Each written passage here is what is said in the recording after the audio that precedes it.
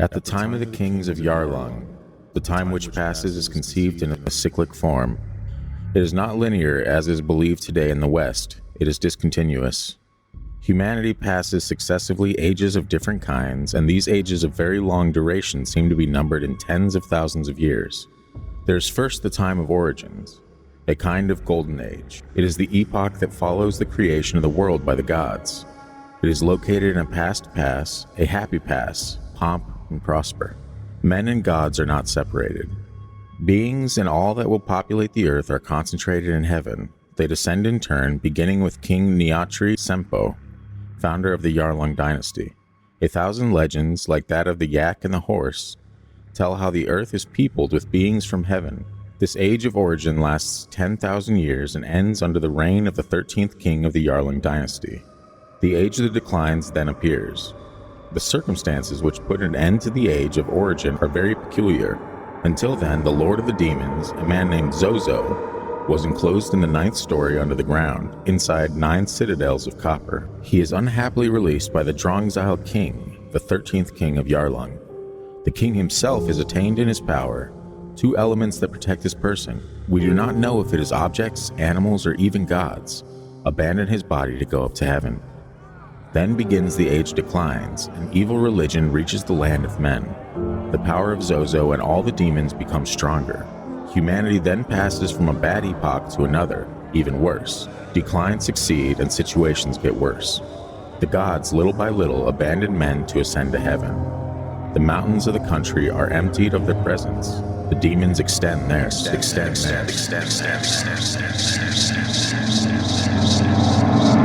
What you've just heard is an excerpt from an 8th century Tibetan prophecy entitled The Ninth Circle, found in a 155-page study of pre-Zen Buddhist Tibet by Asian Studies professor Philip Siganti in 1998. The original writings were in French, and I stumbled upon the translation on an investigator named Darren Evans' blog.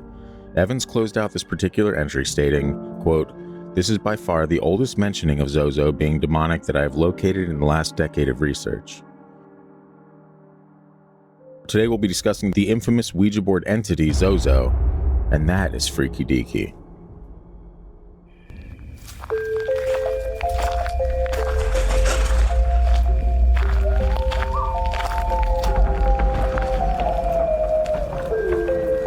You are now entering the realm of the Freaky Deaky, an unsuspecting stop at the crossroads of fantasy and reality, where the frayed edges of make-believe seep into this cookie-cutter white picket world you've been led to believe is far from extraordinary. What you're about to hear are true stories. Alleged true stories. Christian, just... okay? Tales of the strange and inexplicable thought only to exist in film and folklore. Although difficult to accept, we do not know everything about this reality. About time or space, what lies beneath the ocean's depths. And try though we might, the unchanging truth remains.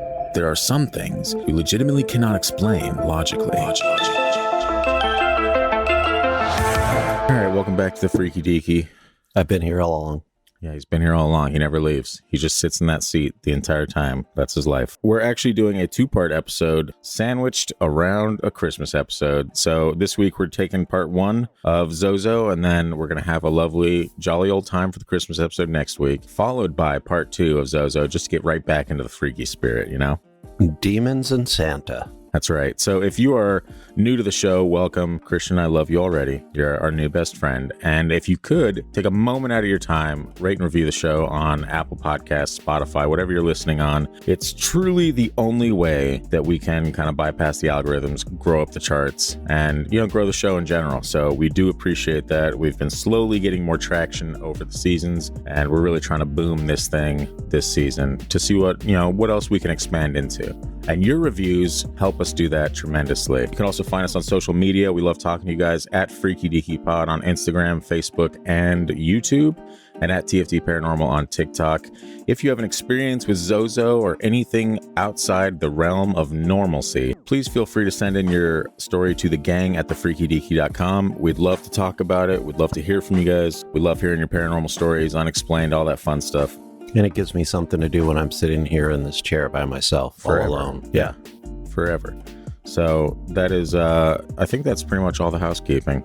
But did I miss anything? I feel like I breezed through that pretty quickly. Yeah, you did. I think you hit everything. Wow. Let's take a moment. Let's take a moment to appreciate that. Oh? Yeah.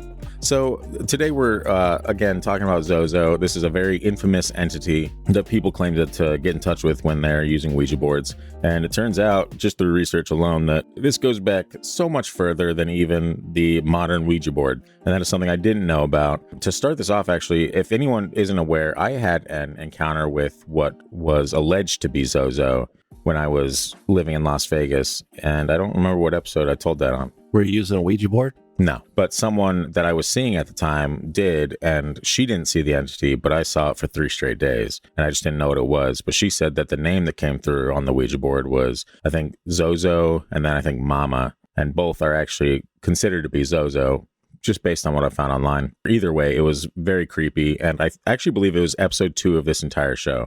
That I shared that story. So if you haven't worked your way back, or even if you want to go check it out again, now might be the time to do that. Maybe we'll do an episode just on that story, or not an episode, but like a bonus video just on me telling that story, so we can just throw it up on YouTube and people could just find it whenever they want, instead of having to comb through the episodes to find these things. Yeah, don't do work. Yeah, don't do any work. We'll make it easy for you. I have a ZOZO story. I doubt it, Christian. It's about a dog, isn't it?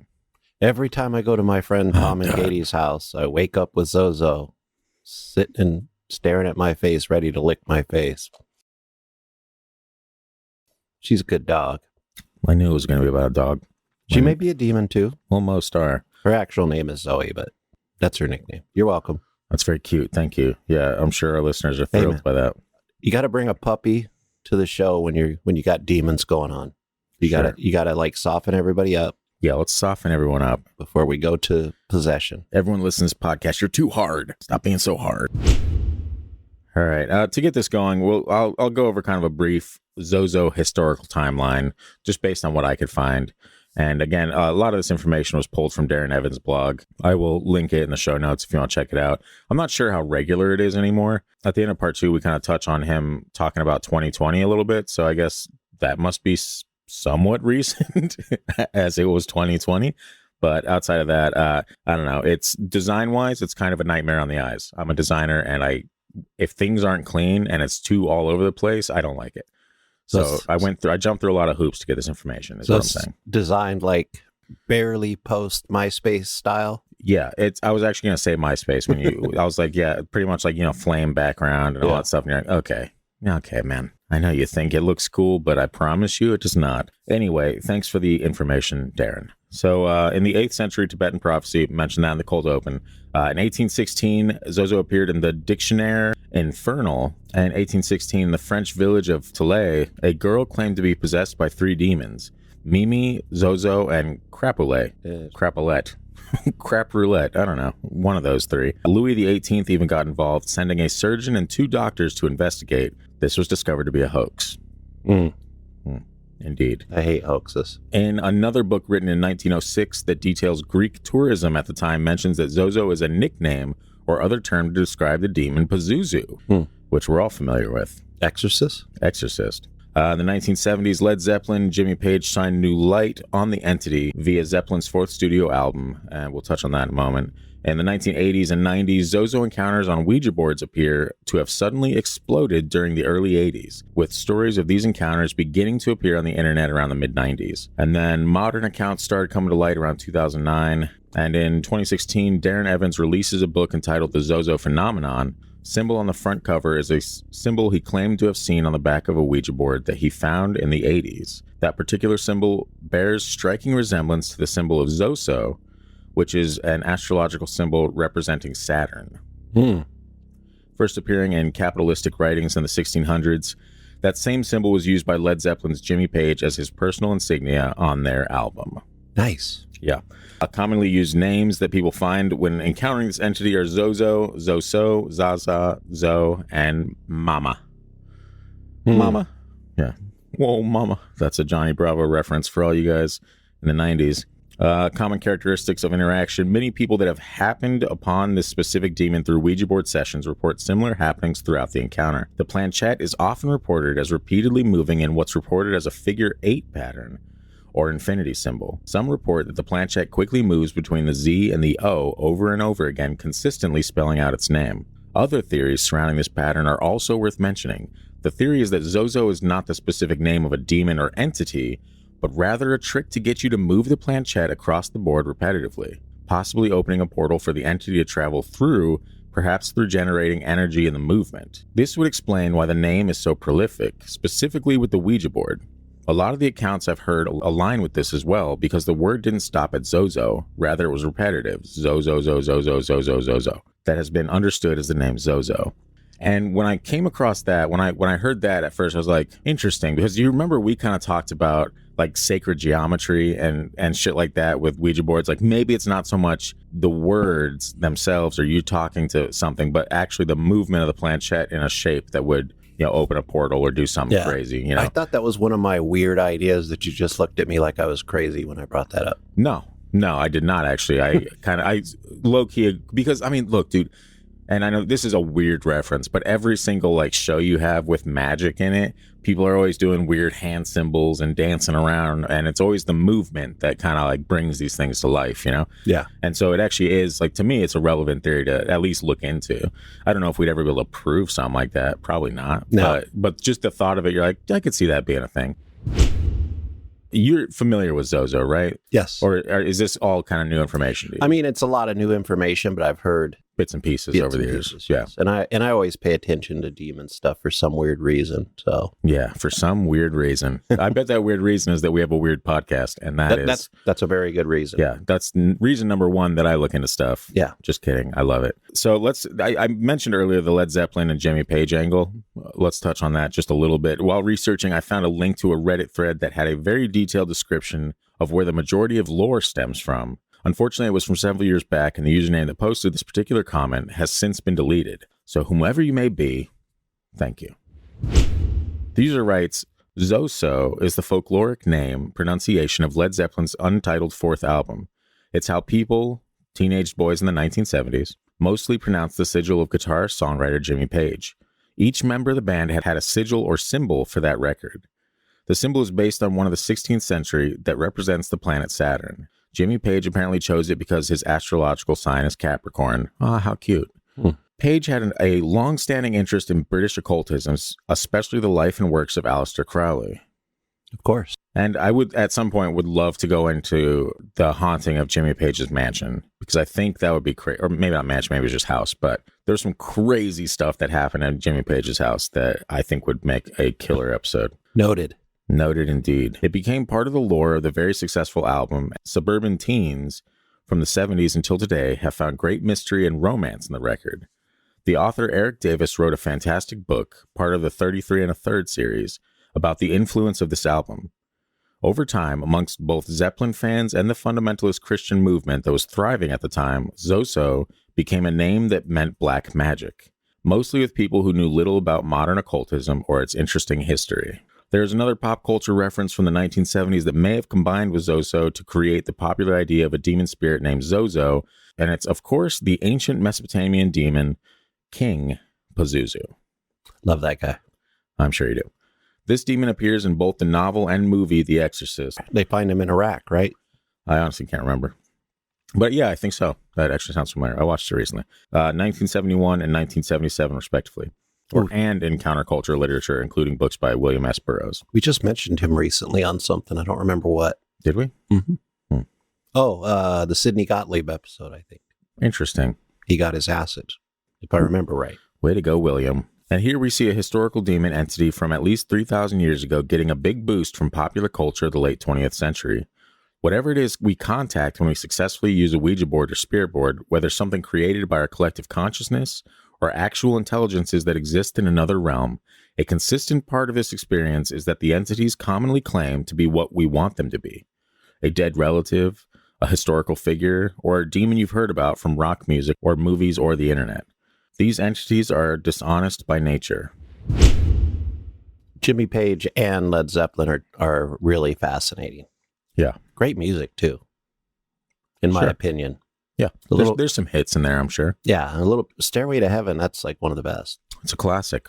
And then you got, what is it, the Immigrant Song, I think, that they played so so well in Thor. Yeah. Thor Ragnarok. Of course, yes.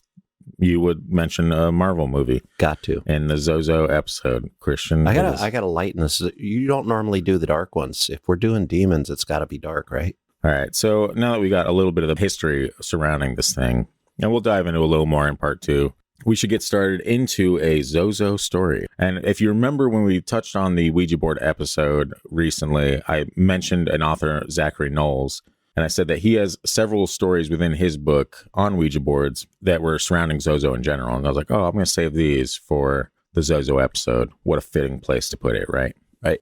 So yeah, this is from Zachary Knowles' Real Haunted Ouija Boards, and it's titled Opening the Gate.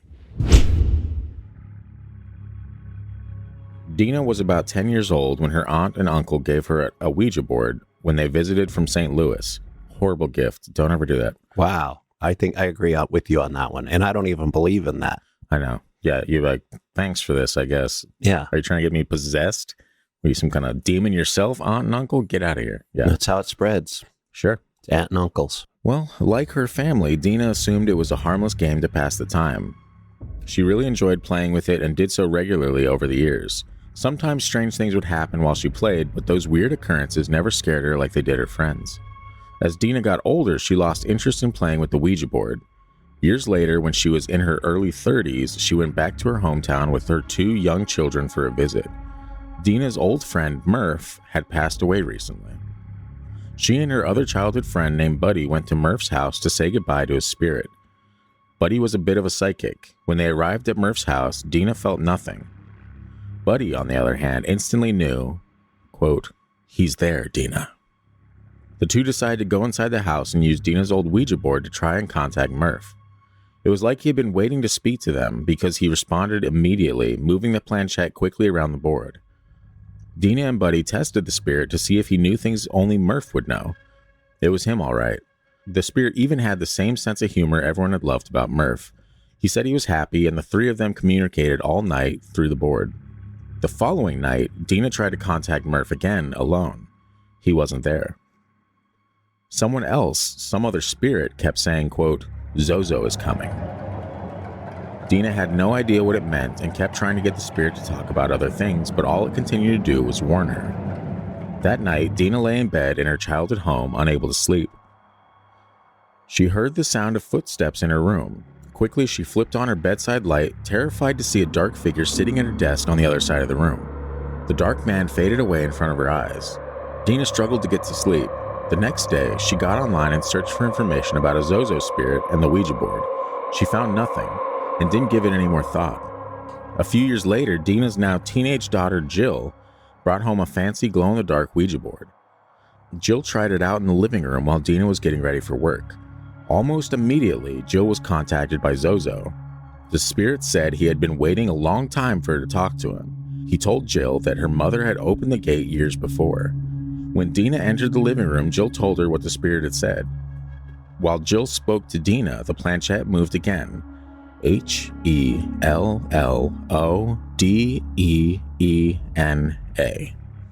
Hello, Dina. Disturbed, Dina told Jill to burn the board and left for work. Jill obliged, and it ended up being a wise decision. Plagued by the idea of ZOZO, Dina did another internet search for the spirit. Now, strange encounters with the demon had appeared all over the internet since she had last looked. All of them were nothing but terrifying. Dina couldn't help but wonder how so many people had encountered the same evil entity she had learned of years before. Had she really opened the gate like ZOZO claimed?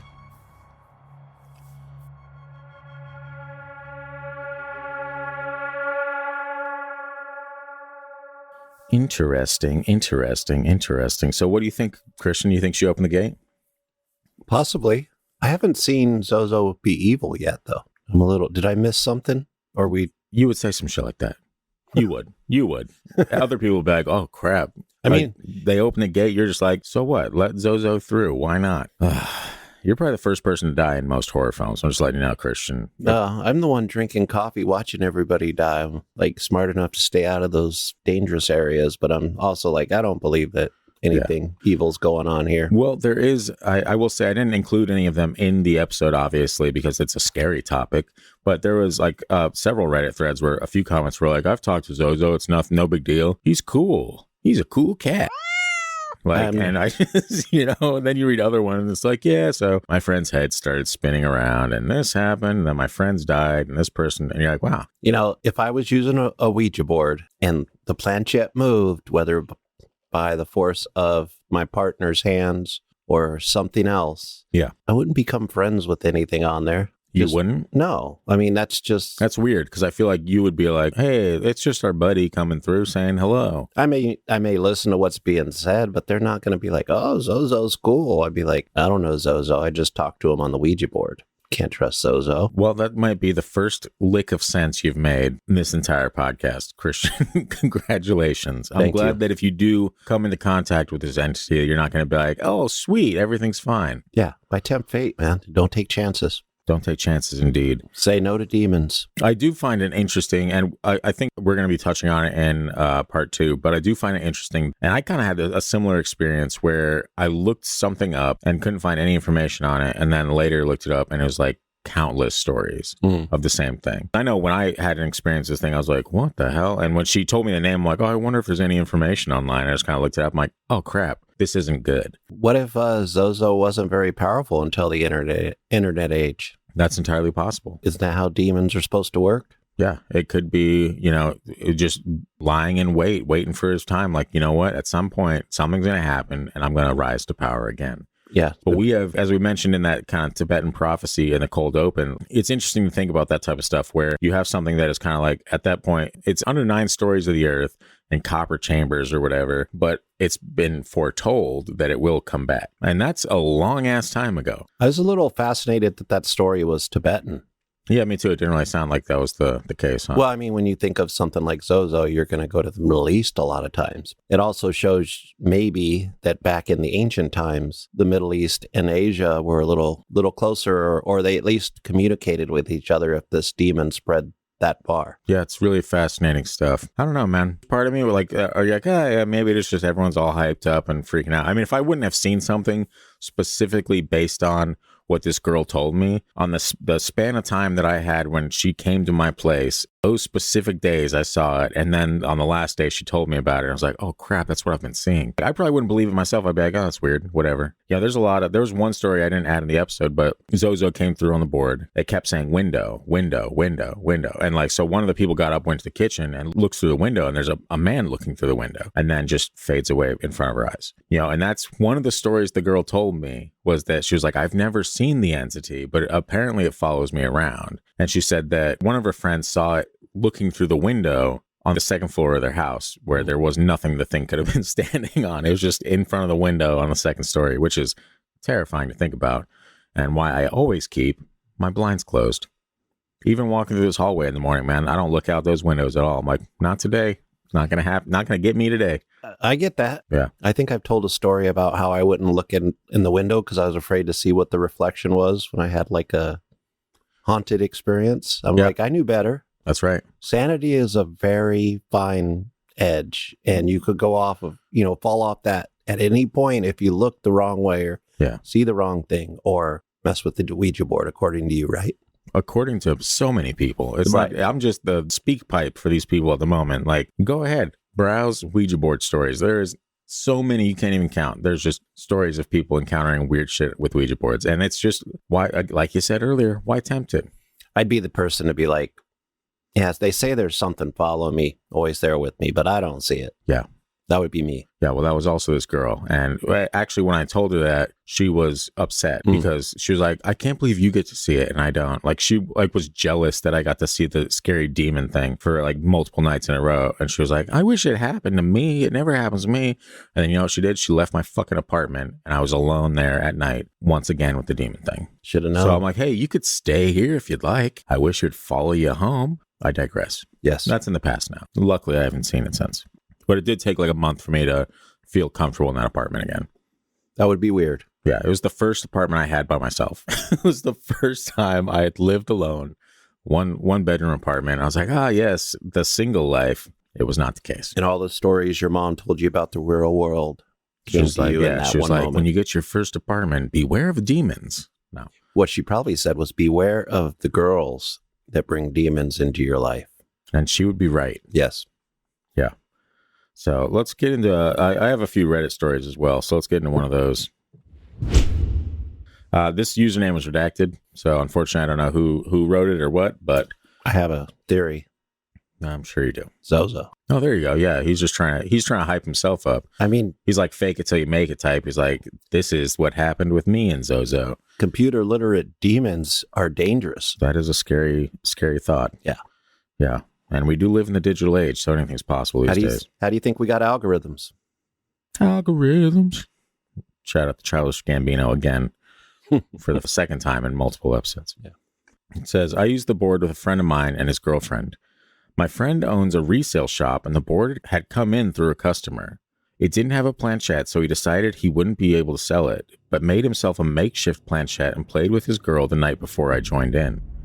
The reason I ended up getting curious and trying it out, after some serious convincing of my friend and his girl to do it again, is because my friend is not the type of person to make things up. When we started the session, I specifically asked for ZOZO since that was the entity my friend said he had contacted. The planchette moved very erratically, usually in a figure-8 pattern, but at times would just circle the board as if the entity was impatient. Sometimes it would spell things out without anyone asking it a question. What tipped me off that what I was interacting with was real is that it knew things about me that there was no possible way my friend or his girl could have possibly known about me. I'm talking childhood experiences, things that happened when I was in Iraq that I've never talked to anyone about, and various other things. I asked if it went by any other name, and it told me that it did, but when I asked it, just repeatedly went back to saying ZOZO. As the session went on, it became more and more unnerving, and those are the details that I would really prefer not to get into. I hate when people do that. Yeah. I hate the crazy shit happened, but I'm not going to touch on that. Yeah. Anyway, back to the boring stuff. No. I've been to Iraq, but this Ouija board traumatized me too much to talk about. Exactly. It did repeatedly tell me that it would hurt me, and I told it that I would not allow it to have that kind of power over me. Its response was, there are many ways to hurt someone. At this point, we decided to end the session and say goodbye.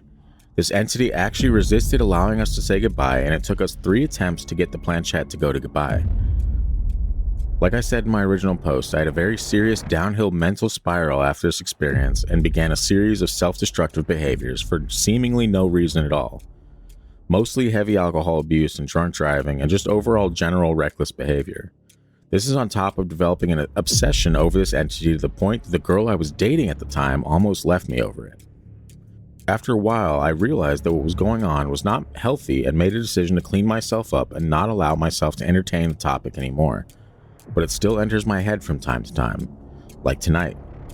And even after diving down extensive rabbit holes researching, I was really left with many more questions than answers.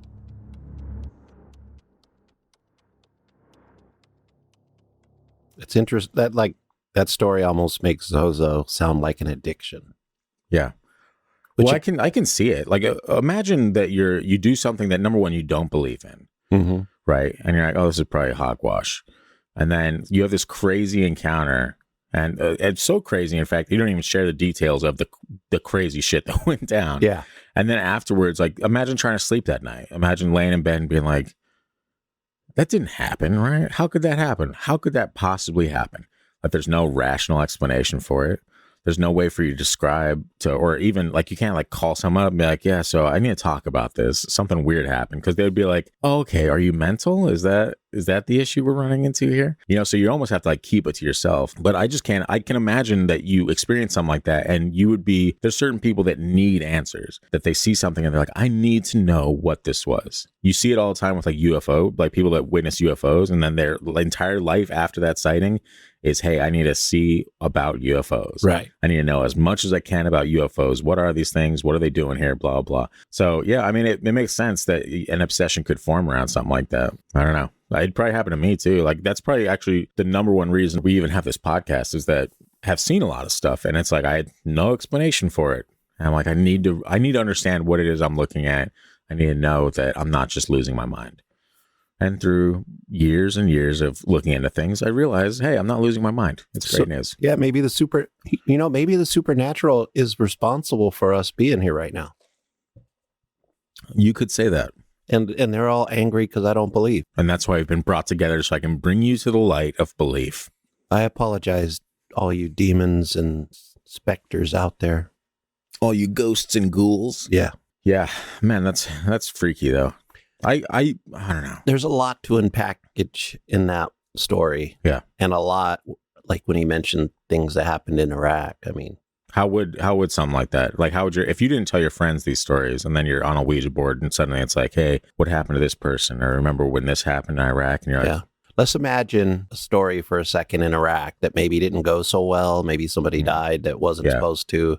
And this ZOZO knew about it and then mentions it in this Ouija board session. And this fact that this guy wouldn't kind of mention the details on sent him into a spiral that included alcoholism and just unhealthy living. And that is probably the more realistic way that demons can get into you, just, leaving you, adrift. Yeah. Well, and lost for a while. We've touched on it in the past, and I know like I've probably heard it sporadically through different podcasts. I know Belief Hole's probably touched on it a few times with the theory of like psychic vampires, right? Or energy vampires that kind of drain you of your life force, not like actual life force. But that is not a theory. That is a fact. That is I know plenty of energy vampires. Yeah. Spiritual energy vampires, let's say that like they feed off of the negativity, and so if they find something in your life that happened that was traumatic to you, I'm not saying it brings them great joy, but maybe like they use that as a way to kind of worm their way into your life, and then they just attack you from that, and they feed off of that. Yeah, I'm not even sure people realize they do that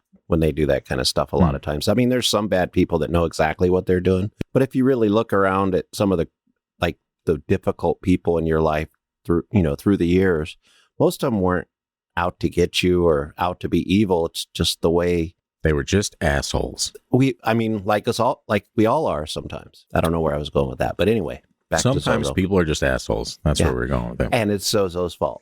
There you go. Let's bring it back around. Yeah. So that wasn't it. Like I said, I really, really wish that he would have gone into more detail. Like I know it's painful, and it's pretty selfish on my part to be like, give me those painful, traumatic details, sir. Yeah. I need them. But at the same time, you're like, come on, bro.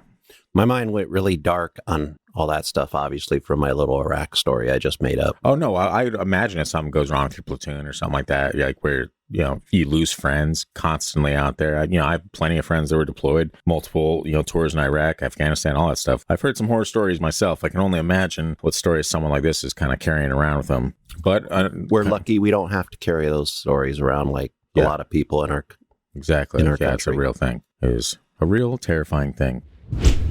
So this next story, and actually before I get into this, I need to put this out there that I can read books on ZOZO, I can read all this research and all this stuff, but I absolutely love, and I'm sure over the course of this podcast, people have come to acknowledge this just in general about me, but I love Reddit stories. Yes. I love people that like share their experience pretty much anonymously as kind of like a way to get it off their chest, get it out there, be like, you can believe it, and you cannot believe it, you can think I made it up, whatever you want. I'm telling you what happened to me.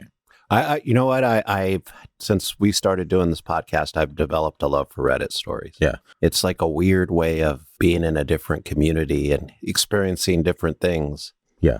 With other people. True. Yeah. And it's fantastic for, the paranormal and like UFOs and all that fun stuff. There's a lot of great subreddits, but the second you veer off course from those, no, thank you. The political subreddits, everything on Reddit outside of the Freaky Deaky stuff is annoying. And everyone, it's like an echo chamber of people thinking that they're right and then harping on everyone else for being completely 100% wrong. Let's face it, those kind of things, conspiracies, paranormal, the unexplained, people grasp onto and hold it as their own. And it's sometimes can become like a new Star Wars movie release where if it's not exactly how people expect it to be, it's like fake news. It's ZOZO incarnate. We'll dive into this other Reddit story from user Realistic. I like but that the user. eyes are ones. Okay. So it's real one, one C. I thought you were going to beatbox there for a second. No, it's fine. Yeah, it goes. I encountered this entity back in October of 2007. As another poster said above, I also won't spell out or say the name, and it freaked me out to even read it. I was shocked to see this pop up in my Reddit feed, to be honest. My boyfriend at the time, now husband, and I decided to play, although I knew better. I played with a board a few times as a preteen, alone at least once, which led to a lot of paranormal phenomenon in my house that my parents also experienced, so I know it wasn't my imagination.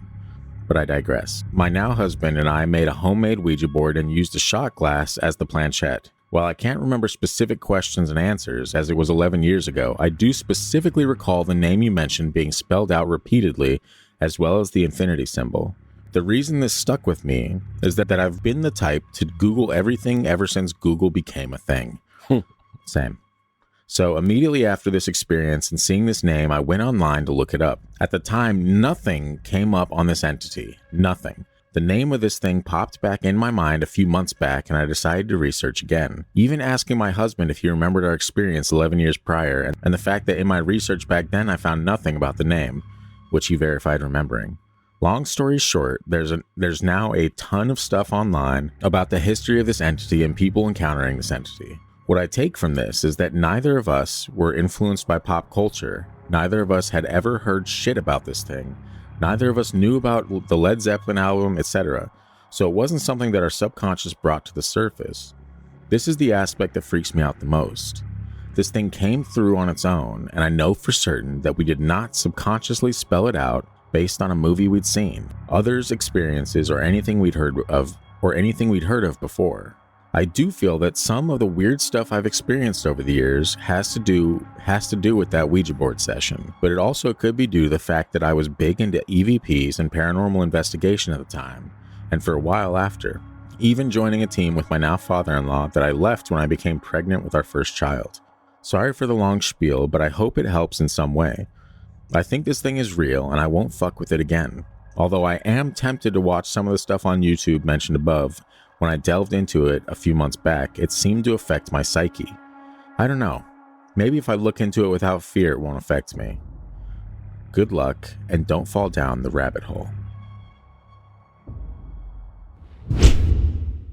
First off, good idea not taking your baby on ghost hunting trips, because that's how you get demon babies. That is how you get demon babies. Just don't want to take that chance. You can be a skeptic like me. I'm not taking that chance. That's why I live so comfortable in my beliefs, because I just choose not to tempt the gods. Yeah. They're just like, you know, maybe it's real, but it won't touch me if I'm just sitting in this chair for eternity. True. And you're right. True that. What I wanted to say after that story, she touched on something specifically that was once again a common thread in these encounters, and that is people that have these encounters do not want to say the name ZOZO.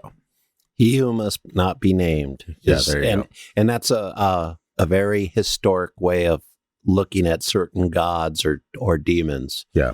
From pre-Christian days. Yeah. There's things like that. Everything in your life is from pre-Christian days, but yes. Most things in my life. Yeah. And everything before your life was pre-Christian days technically too. Yeah, that's true. Yeah. So, but it's a fascinating thread because it's like, and I got sucked into it for a little bit where it's like, I'm not going to speak it because everyone says that the second you bring it up, that's when it's almost like kind of the Black Eyed Kids thing where if you start looking into it or talking about it, you're going to encounter them or they'll show up at your door type thing, which feels very folkloric in nature. It feels very urban legendy. And I can attest to that a little bit because I've looked into Black Eyed Kids so much now and I have not had a single encounter. Yeah. It's like ZOZO's sitting somewhere in Asia in some desolate place, just chilling, demoning and stuff like that. And with a boba tea in hand. Yeah. And then you say ZOZO here in the United States and his ears like, what? He's like, I got work to do. Yeah. You people that are dying, just die. I got to go to work. That's right. Got to possess another person. Yeah. And then we got to convince the internet to talk about us. What if like this whole thing where people originally do the research and there's nothing there and then they come back later and it's there? It's like a reverse Mandela effect or something like that. Yeah, it is. It's weird how common that was that people would look like, and I guess it is curiosity. Like I said, I did the same thing. Like it's not like it's out of the realm where you're just like, that's weird. Nobody would do that. But interestingly enough, everyone seems to be doing that where it's like the second it happens, like, what the hell did I just encounter? They're like, oh, I guess nobody else has this. And then months later, they'll go back and be like, oh, wait, or months or even years later. In this case, 11 years had passed. Yeah. And suddenly the internet is filled with stories. Maybe it was always there, but the demon algorithms didn't quite know how to get it to us yet. Yeah, or the demon algorithms hadn't gained enough power to send these stories and these fears into our lives. Yeah. Yeah, that checks out, doesn't it? I mean, if you were a demon, wouldn't you use the internet? if I was a demon, I probably invented the internet. Yeah. It seems like such a blessing to everyone, but in reality, you look at like things like the dark web and everything that's come out from the invention of the internet. How much of the internet now do you think is actually good? I think there's a lot of good. We just refuse to use a lot of it for good. The good, we focus on the bad, just like the news. All the good websites are buried on page 400 of Google. Yeah. Because they don't know anything about search engine optimization or anything like SEO of any kind to get your page to the top. So all the good stuff is either found through, media or anything like that. It's kind of unfortunate because most of the internet now is trying to sell you something. Right. Myself included. I have technically three websites that sell things. So, I'm part of the problem. It was me the whole time.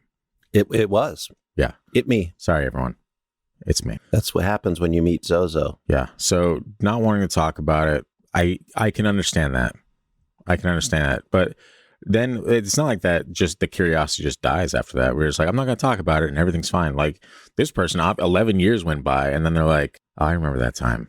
And still like me, like it's been almost, that was probably 2014. Yeah. Maybe even 2013, 2014. So it's been almost 10 years since I encountered this thing. And I'm still like, and it's still like, it makes me nervous. It doesn't like, and that was another thing that I looked into. I'm not sure if I mentioned that in part 2 or not, but one of the common themes with encountering this entity is also like a feeling of heaviness and a feeling of nervousness. And granted, that's not exactly a firm foundation for this thing is actually 100% real because there's a lot of, human psyche that goes into that shit as well. And so being nervous or scared or anything like that is also human nature. Right. So if you psych yourself out enough, then obviously whenever you think of this, you're going to psych yourself into being freaked out and think, oh my God, he's near. There's been a lot of stories that I didn't include that had that common thing where they're talking to an entity and the entity says, ZOZO's coming. And that freaks me out for some reason, just because it sounds ominous, right? You're just talking to some Fred ghost or whatever. And it's like, oh shit, ZOZO's coming. Like, what does that look like? Is the ghost sitting there like next to the Ouija board and just looks up? It's like, oh no, in the distance, I see him coming. It's like the ZOZO, the boss is coming. Yeah, exactly. Like you're in the office and the boss shows up, you're like, here comes ZOZO. Everybody pretend like you're doing something. Yeah, exactly. So dude, it's just weird. There's so many common things in each of these stories and a lot of these people are like, if you don't encounter it, then how do you know what to look up? How do you know what to research? And granted, there's going to be people on Reddit, of course, that see stuff and just want to fit in. And they're like, oh, I saw it too. And he did this and blah, blah, blah. But it's like, so people can kind of cherry pick that information for their made up stories and be like, oh, that happened to me as well. But I think the arch of this entire story is that there's way too many common threads in these encounters to just say that it's nothing. Like, is it? I don't know. So, okay, we've gone over a few different stories now. We touched on the past. We touched on that Tibetan prophecy. Touched on a few different things that link at least the name ZOZO, whether it's connected to the Ouija Board Demon or not, to stuff from way back in the 16th century. That's a long ass time ago, dude. And in part 2, we're going to link something again to something that was like that this Darren Evans guy claimed was, in his eyes, the beginning of the end of the world, being 2020. And I save that juicy bit for the end of part 2 because it's something that some people are going to listen to and be like, well, that's complete bullshit. But there is, some correlations there where you're like, I could see someone pulling this theory out, and being like dusting it off, being like, yeah, it looks like it might be the case, huh? It's whether there's a real ZOZO or not. Once it's real in your mind, it's real. Your mind can't tell the difference at that point. Exactly. So maybe there's a demon. Maybe people just find it easy and exotic to spell ZOZO when they're pushing that planchette around, if that's what they do and it's not some supernatural force. Yeah. I'll throw that disclaimer in there. There you go. But I don't know, man. I like stories about like the demons and all that stuff, but because they're entertaining and kind of scary. Yeah. It's just hard for me to grasp sometimes. Yeah. There was one, I probably won't remember where it's from, but it's like I found a grimoire of sorts. Is it grimoire? Grimoire, I think. I would just go with grimoire. The easier way to say it. Yeah. I found a grimoire. I'm going to say that like I'm French. I don't know, man, because it's not German. I couldn't pronounce French word earlier, but now I'm just like, it sounds French to me. If it was German, I could help you. It's OIRE, so I just wah, Wah. Grimoire. Yeah. Sounds like you're eating at a fancy French restaurant. I will have the grimoire. Escargot, por favor. I'll get the escargot. Wait, that's the wrong language. S'il vous plaît. S'il vous plaît. There you go. Yeah. But it was pretty much like an index of demons through cultures and whatnot. And one of them was ZOZO. You sandwiched between this, and they had like weird drawings for each of them. And let me tell you, ZOZO was not an attractive demon. What do you think about the Pazuzu angle? About like them being connected or related? Yeah. It makes sense because when you look at, especially the ancient world, a lot of those demons show up in other places, you know, kind of nearby, possibly connected, but you can kind of see how the belief in demons and certain gods spread through that region. And but like I said, it was fascinating that it was up in Tibet, which is usually pretty far from the area of demons. I mean, they do have demons in other religions and cultures, but most of the demons we think about come from the Middle East. Yeah, Pazuzu is like Mesopotamian, right? Yeah, which is the Middle East. So. Yeah, you're just like, it just doesn't really make sense. You're like, that's weird that there would be, does it not make sense, or does it make more sense that this is possibly a real entity? You know what I mean? Like if it's talked about in multiple cultures going as far back as the 16th century and probably beyond that, is it possible that this thing was actually real and that we are maybe sitting on, like maybe it is, because even you look at like Christianity, you look at all these religions, like there's a lot of stuff under the earth that is going to come back pretty much, like break out of these chains at some point and pretty much, you know, overtake the world for a set period of time. And that goes through multiple religions. I'm not one that believes that. Oh, I'm sure. But if there's anything that you would definitely not believe, I would put that at the top of the list. Yeah. Yeah. One of the things about the Tibetan things, you said it was in French, right? Yeah. So I would love to hear something older because... I'm sorry that the 16th century wasn't old enough for you. Well, Christian. that's a lot of... You were in what, grade school around that time? Yeah. I mean, I just feel like that's a time with a lot of anti-demon propaganda. That sounds weird to say, but you know, that was in the air at that time. A lot of Christianity and everything was demonic. I'm pretty sure, and I'd have to look into it a little bit. Sure. But there's got to be something older. Like I want something from Mesopotamia mentioning this. I want some inscriptions of what might be a demon that might be ZOZO. That would be fascinating. That would be interesting because there's another, and this is one that I kind of tied in. Like when I originally, this is 10 years now ago, so I won't be able to like pull information as fresh as I'd like to from my mind. But when I first saw this thing and I was looking up ZOZO, there wasn't correlation with Pazuzu, but there was correlation with Azazel, which is, if you want to get as, you know, well, see, and that's about as old as you can get if you're like, and granted, we're talking strictly Christianity. Was Azazel the one that gave us weapons? Yeah. Okay. So like the fallen angels or whatever, Azazel was one of the angels that fell, that I think he was responsible for teaching us to craft weapons and the beautification of women. And there were other good things in there too, but the weapons and makeup was pretty much, which is what a contrast. You know, be like, all right, guys, now you can kill each other. Ladies, what about that eyeshadow? Let's get started on it, huh? I picture him in like a barber chair, like a stylist chair, being like, so anyway, what's the hot goss? Yeah. Which is a weird way to picture Azazel, but like Jose Hebert. There you go. Reference to something you and I saw on TV recently. That's right. Yeah, Jose Hebert. I didn't even know the name, and you're like, he's still around? I'm like, my mom used to watch him. I'm telling you, that was a long time ago, and that's why I was shocked. That was probably roughly around what, the 15th century? Was that the no? It was late 16th, early 17th century. That checks out. Yeah, so that's, if you're looking for something even older, like I wouldn't be able to help outside of Azazel, because as far as my religion goes, like that's beginning. You know, that's the dawn of time and the dawn of creation and the fall of man and all that. Like, so Azazel's pretty old, and that's almost like, if you can find information that's that old, that's pretty interesting. It's hard for a lot of stuff because there wasn't a lot of writing back then. I mean, it's all Book of Enoch stuff, so it's kind of like, that's about as far back as I can get. I don't know, researching anything further, but I don't know, man. You know, I picture for a moment, just believe that there are, you know, demons under the earth in captivity or whatever for a prolonged period of time. And at some point they break free and they, you know, are able to reign over the earth, or like just whatever it is demons do when they come up with the earth, hit Starbucks. I don't know, who knows? But whatever certain people predicted will happen to our world soon. Yeah. You know, I don't know, man. And that's the 2020 thing we'll touch on in part 2, but people are expecting this thing like the beginning of the apocalypse or whatever, and they're visualizing it in their head like demons are going to be falling from the sky. But what if it is more subtle and it's just like corruption of humanity? It's like the slow decline of humanity over time, where it's like there was demons at work, but you couldn't see them. Like it's run more like a business. Like we're taking humanity in this direction, and you're not going to notice it. Like I said, ZOZO is coming is like, here comes the asshole middle manager. Here comes the Reaper. Yeah. So, when you say business, like all of a sudden we're out here looking and predicting demons and fire and brimstone. Yeah. And half the time we should just be looking in the mirror because we've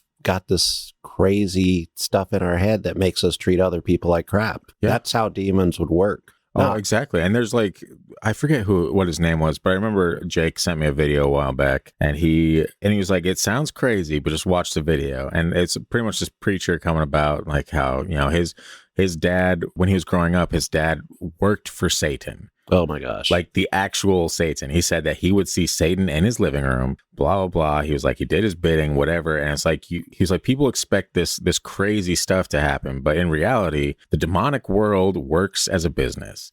And it's like, you have people in this sector taking over this area, and it's all under the guise of some shit that you probably wouldn't recognize because it's not, like you said, fire and brimstone. It's just slowly maybe corrupting morals or corrupting people in power. And so it's like a slow kind of pivot from, oh, everything's going good. And then over like a course of 10, 20, 30 years or whatever, shit just hits the fan over and over and over again. You're like, okay, things are just getting worse and worse and worse. So are the demons coming soon? But in reality, you're like, well, the demons have been here doing shit, man. It's the people that, quote unquote, were of faith that didn't hold up their end of the deal to keep them at bay. You know what I mean? The spiritual people in the world, if you want to take that angle, got lazy. And we're just like, oh, if I go to church, everything's fine. What if they got distracted and that was the whole plan? That probably was. And to some extent, I don't know. Like, it's just crazy, dude. It's crazy. And it's weird that like I can watch a video like that and be like, oh, this does seem kind of batshit crazy. But the guy's kind of convincing, Once you said preacher, I was like, oh, he's one of the demons. Yeah. But is he one of the demons, or is he someone that, because his whole story is absolutely insane, man. Like he was driving around the city and he's pointing out buildings just like, yeah, this is where I used to live. And this is where this happened. And he was talking about people like getting assassinated and shit like that. Like it put hits out on people. You go, you kill someone, you get some money, blah, blah, blah. Like it was like a whole like underground crime thing, but it was. Yeah. I mean, I know it's hard for you to grasp, and it's hard for even a lot of like believers to grasp. It's good for donation. It's a good story for donations. I don't trust it. But like I said, if demons were around, it, like you said, it would be business. Yeah. And maybe heaven's the same. Maybe there's two businesses, and our souls are the product. A fun way for us to close out this episode. Depressed. You're welcome. I always bring the fun. Yay, everyone. Yeah, hell's Walmart and heaven's Target. Yeah. I don't know, man. I don't know. But well, let me ask you this. Like if there was definitive proof, not only of ZOZO, but in demons in general, would you believe this guy's story more? Not the preacher. He wasn't always a preacher. He became a preacher later on. Yeah. And he wasn't even like really like a preacher. He's a speaker. It's called a testimony, Christian. And when people get delivered of life of sin, Christian, they will give their testimony in hopes of inspiring other people to share their stories as well. And some stories are out there. You're telling me this like I don't know what any of this is. I just don't. I'm mansplaining Christianity to you. I just don't trust preachers. They have a bad reputation in a lot of cases. I'm sure there's good ones. Oh, for sure. But I've met a few good ones. Yeah. But the ones we see on TV aren't generally good ones. That's why we go to YouTube, which is where I found this guy. No. Well, I didn't find him. Jake sent it over. If you guys want to laugh at someone, laugh at Jake. I mean, it's fine. It's fine to follow these people, to believe in them. It's just I don't have trust for certain people in power, regardless of where that power is. Yeah. Interesting. Now, see, when you say you don't trust preachers, I'm down with that to an extent. Like, I don't trust. It's not just preachers. Like prosperity gospel and all that shit. There's certain preachers that I obviously will never trust because it's just about money. Yeah. The only one you do trust, I believe, is Joel Osteen, right? Oh, man, he's amazing. Yeah. He's my favorite. I'm still waiting. He told me, let's just hide some money in my walls. Yeah. Just give me some of your money to hide. And yeah, don't let any of these immigrants into the building when the town is flooding, but keep this money safe in these walls. Yeah, he's like, I'm going to invest it in Bitcoin. I still haven't seen that money. And you never will. That's what happens when you follow ads on YouTube, when you're watching crypto YouTube, all right? It's not smart. Crypto YouTube, religion, I felt like it was a calling all of a sudden. I thought it was a sign. Yes. And speaking of signs, I believe this is a sign that the episode has gone off the rails.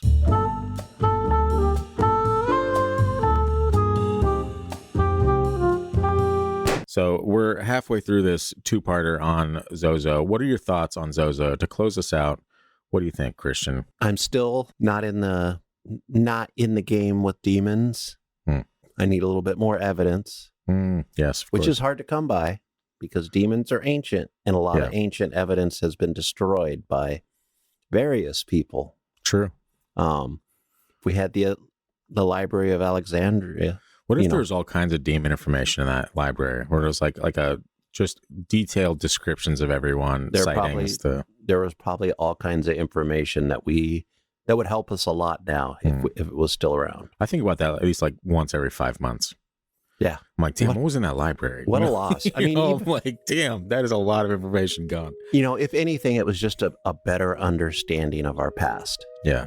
All the stuff that was lost, maybe how the pyramids were built, maybe maps of places we shouldn't have had maps about, different Atlantis. Religious beliefs, probably a bunch of demons because, they were bringing in, scrolls from all over the known world at the time. And there were demons in that world. And it's kind of on them. It's like when you have a hard drive and you're walking down the stairs and you accidentally drop it. And then you're like, oh, I hope this still works. And you plug it in and you're like, nope, it does not. And then you're like, well, that's 10 years of my life that I'm never going to get any information on again. Well, and now that place had been around a long time and it was supposedly pretty safe. And then some religious fanatics didn't like some of the stories that were in there. Yeah, but see, again, that's on the people that were there because they should have had a backup. And that is me calling out me from 2015 or maybe 2016 when I dropped my hard drive walking down the stairs. And all of my design work from the previous 10 years disappeared into the ether.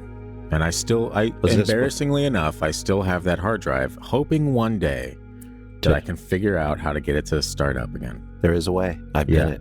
There's what? There's a way. I've done it. But if you're going to say put it in the freezer and then plug it in again, it doesn't work. Was this before or after ZOZO that you lost this? After. It all makes sense This now. was a couple years before I came up here. I was walking down the stairs all like a dumbass with my external hard drive sitting on top of my laptop, and it just plop, plop, bloop. But it fell onto a carpeted stair. And I'm like, okay, bruh, are you that fragile? And they're just right out the window, 10 years, design work, gone. Demons, man. They'll get you. Freaking ZOZO every time. So anyway, again, part 2 of this is going to be coming out not next week, but the following week, because next week is the 3rd annual TFT Christmas special. And Christian and I are putting together some ghost stories for you guys, because that is a tradition of old, and we're like, yo, let's keep that tradition going. I like that tradition. Yeah, we're just going to find some ghost stories every year, drink some nog, decorate the studio, film a couple videos for you guys, and have just a jolly old time. Ugly Christmas sweaters and all. I actually have a brand new ugly Christmas sweater. Is it a Freaky Deaky ugly Christmas sweater? No. Well, then you shouldn't be wearing it, Christian. I'll be wearing my Freaky Deaky one too. You're a monster. You're a monster. I have 2 sweaters for the first time since I was a child. Wow. You hear that? All your support has been able to get Christian 2 sweaters. Keep that support going. We have a merch store on the website at thefreakydeaky.com.